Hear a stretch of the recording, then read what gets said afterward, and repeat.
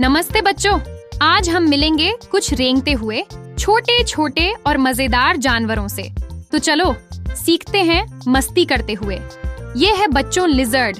इसे हिंदी में छिपकली कहा जाता है। इसके पैरों में छोटे छोटे नाखून होते हैं। यह दीवारों पर उल्टी भी चढ़ सकती है। घर की सफाई में मदद करती है। यह है बच्चों स्नेल। इसे हिंदी में घोंघा कहा जाता है। इसकी पीठ पर एक गोल खोल होता है। ये बहुत धीरे चलता है और नमी में रहता है। घोंघा शांत और प्यारा जीव होता है। यह है बच्चों कैटरपिलर। इसे हिंदी में इल्ली कहते हैं। ये पत्ते खाती है और धीरे धीरे चलती है। बाद में ये सुंदर तितली बन जाती है। ये है बच्चों स्पाइडर। इसे हिंदी में मकड़ी कहा जाता है। इसके 8 पैर होते हैं। यह जाले बनाकर कीड़े पकड़ती है। यह बहुत उपयोगी होती है। यह है बच्चों एंट। इसे हिंदी में चींटी कहा जाता है। यह छोटी होती है लेकिन मेहनती होती है। एक साथ मिलकर काम करती है। चींटी बहुत समझदार होती है। यह है बच्चों स्कॉर्पियन। इसे हिंदी में बिच्छू कहा जाता है। इसके पीछे एक डंक होता है। यह रेत में छुपकर चलता है। बिच्छू देखने में डरावना लगता है। यह है बच्चों क्रैब। इसे हिंदी में केकड़ा कहते हैं। यह साइड में रेंगता है। इसके 2 बड़े पंजे होते हैं। समुद्र किनारे अक्सर दिखता है। यह है बच्चों स्नेक। इसे हिंदी में सांप कहते हैं। इसके पैर नहीं होते, फिर भी ये तेजी से रेंगता है। कुछ सांप जहरीले होते हैं। सांप बहुत चुपचाप चलता है। यह है बच्चों लेडीबग। इसे हिंदी में सुनहरी भृंग कहा जाता है। ये छोटी, गोल और रंग बिरंगी होती है। फूलों और पौधों पर रेंगती है। बच्चों को यह बहुत पसंद आती है। ये है बच्चों टर्टल। इसे हिंदी में कछुआ कहा जाता है। इसके पास एक मजबूत खोल होता है। यह बहुत धीरे धीरे चलता है। लंबी उम्र का जीव होता है। यह है बच्चों ग्रासहॉपर। इसे हिंदी में टिड्डी कहते हैं। यह रेंग भी सकती है और उछल भी सकती है।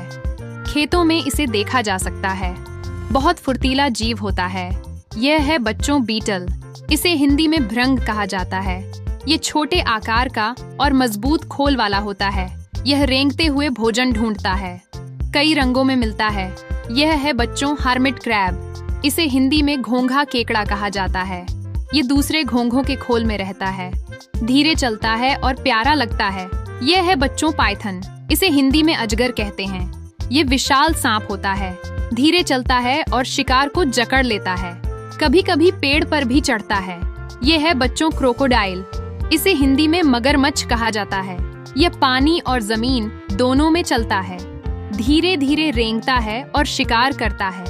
ये है बच्चों श्रिम्प। इसे हिंदी में झींगा कहते हैं। ये समुद्र में रेंगता और तैरता है।